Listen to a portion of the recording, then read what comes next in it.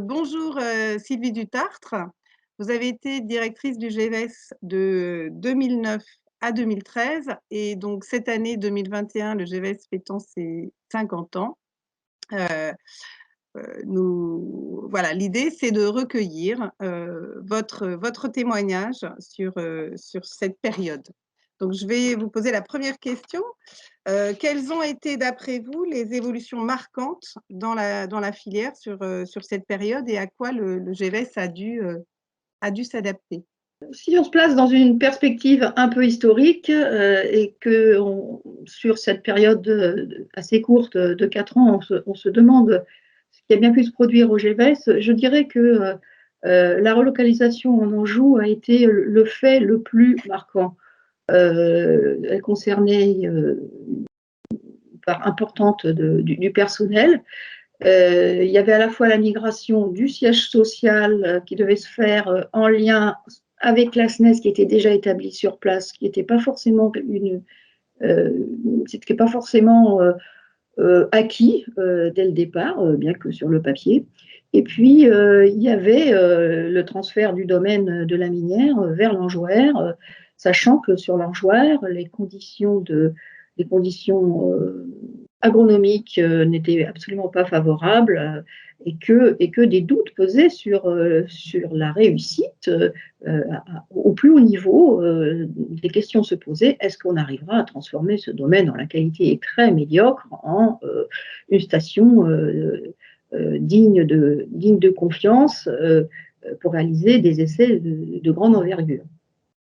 L'essai a été totalement transformé sur l'Anjouère très rapidement. Les essais ont pu être conduits sans que la qualité des sols, qui avaient déjà été bien récupérés dès le départ, ne soit mise en cause. Et puis, pour la partie siège social, ça a été un petit peu plus compliqué au début parce qu'on était tous regroupés dans un petit Algeco aux côtés de la SNES, un peu les uns sur les autres, et on avait vraiment hâte que tout soit terminé et qu'on puisse trouver nos marques. Ça, c'est l'événement qui restera inscrit, gravé dans le marbre. Comme événement de portée un peu aussi historique, je dirais que la volonté du GEVES de passer de la VAT à la VATE reste un fait très significatif pour le GEVES. C'est l'ouverture à l'environnement qu'on a dû faire un peu passer parce que tout le monde n'était pas vraiment enthousiaste dans les différentes sections du CTPS. Et ça a demandé de mettre en place des protocoles nouveaux. Il a fallu faire preuve de créativité, accepter de remettre en cause une certaine routine. Et je dois dire que les équipes ont relevé le challenge avec brio. Autre événement sur cette période, il y a eu le rattachement de l'INOV, qui peut passer comme relativement inaperçu, mais il me semble que ça a conforté le GEVES dans l'ogive du ministère de l'Agriculture qui a toutes les valences à son arc et qui, bien sûr, est spécialisé sur variétés et semences, mais dans tous les sens du terme, y compris la protection, et y compris, puisque à cette époque-là, on a mis les jalons pour obtenir la coordination sur les ressources génétiques nationales, y compris donc avec ces jalons qui ont été posés à ce moment-là. 2009-2014, ça a été aussi une époque pendant laquelle on a avancé nos pions par rapport à l'UPOV et à l'ISTA, en plaçant des personnes, souvent jeunes d'ailleurs, parce qu'on a recruté pas mal à cette période, en plaçant des personnes à des postes clés pour ensuite assurer des présidences des différents groupes. Entre 2009 et 2013, pendant cette très courte période, et avec l'accord du président, la structure de l'équipe de direction a été modifiée avec l'adjonction de BioGEVES, qui est devenu un membre à part entière aux côtés de la SNES et du SEV, et ce, dans la volonté de marquer le fait que BioGEVES n'était pas le prestataire de la SNES, mais travaillait bien au service des deux services du GEVES, qui étaient d'un côté les variétés et de l'autre côté les semences. Très bien, merci. Alors, j'ai une autre question qui serait, sur cette période justement, quelles seraient vos plus belles, réalisations, vos projets, voilà, marquants, souvenirs marquants? Bah, je dirais que, ce dont je suis le plus fière, par rapport à cette époque, c'est d'avoir, poussé, à ce que le GVS participe au programme des investissements d'avenir. Heu, C'était pas forcément acquis et en lien avec le président d'ailleurs qui était également, très, très demandeur de d'une plus grande dimension de la recherche, au sein du GVS. D'ailleurs c'était une volonté que je partageais avec lui.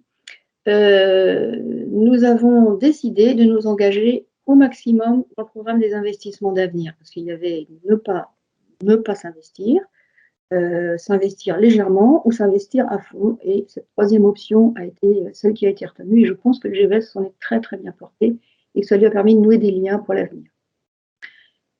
À ce sujet, j'estime que le GVS doit absolument conserver des activités de recherche appliquée, et bien sûr appui méthodologique aux sections, et pas seulement s'orienter vers le développement. Il faut tirer le GVS par le haut grâce à la recherche. Est-ce que vous vouliez, apporter L'anecdote. d'autres L'anecdote. anecdotes? Oui. Ce qui a été le plus fort et le plus surprenant finalement, le plus surprenant pour moi pendant cette période au cours de laquelle j'ai dirigé le GVS, ça a été la destruction des essais à l'enjouère, les essais de, je ne sais plus si c'était du tournesol, mais en tout cas de variétés résistantes aux herbicides.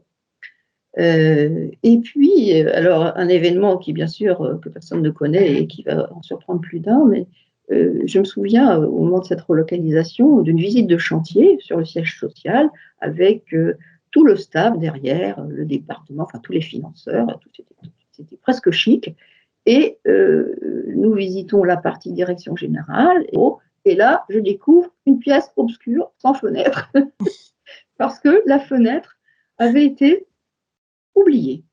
Ils avaient inversé la façade, ils avaient tout retourné, et donc ma fenêtre se trouvait dans le bureau de la direction scientifique, et moi je me retrouvais dans le noir. Bon, et soi-disant, personne ne s'en était aperçu, c'était vraiment très drôle. Voilà, nous marquons les 50 ans du GVS, mais l'idée, c'est pas d'être seulement sur le passé, mais aussi d'avoir un regard sur le futur, bien sûr, parce qu'on devient ce que le passé nous a permis de construire aussi. Et donc, quelle serait votre vision, justement, du GVS de demain? Euh, Ma vision du GVS de demain, elle est bien sûr donc sur cette Valence Recherche très appuyée, mais également sur une dimension plus végétale dans tous les sens du terme. Le GIP-GVS est déjà le plus gros GIP qui dépend du ministère de l'Agriculture, mais de même qu'à un moment ou un autre, il a absorbé en quelque sorte ce qui est devenu l'INOV, puis ensuite les ressources génétiques. Il y a eu aussi les épisodes liés aux laboratoires nationaux de référence, où on aurait pu ne pas l'être et puis dire non, non, on ne s'occupe pas de ça, on ne fait pas.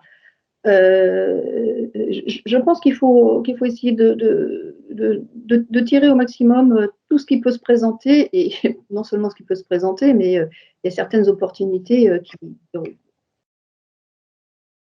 Le ministère de l'Agriculture est en mal à certains égards, sur certains domaines liés au végétal. Euh, Si un GIP pouvait l'aider à gérer au mieux, je pense que ce serait bien reçu. Merci beaucoup, Sylvie, de ce témoignage. De rien, Nathalie. C'était avec plaisir. Parfait.